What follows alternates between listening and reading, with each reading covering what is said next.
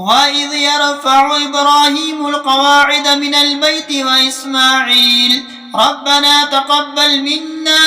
إنك أنت السميع العليم ربنا واجعلنا مسلمين لك ومن ذريتنا أمة مسلمة لك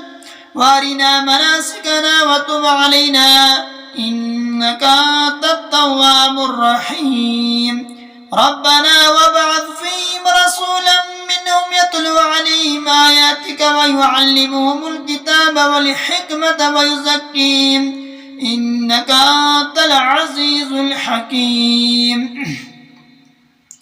ومن يرغب عن ملة إبراهيم إلا من صفي نفسه ولقد اصطفيناه في الدنيا وإنه في الآخرة لمن الصالحين إذ قال له ربه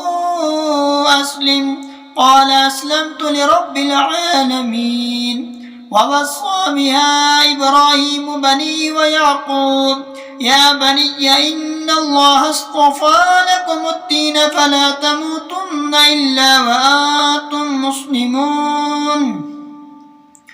أم كنتم شهداء إذ حضر يعقوب الموت إذ قال لبنيه ما تعبدون من بعدي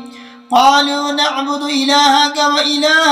آبائك إبراهيم وإسماعيل وإسحاق إلها واحدا ونحن له مسلمون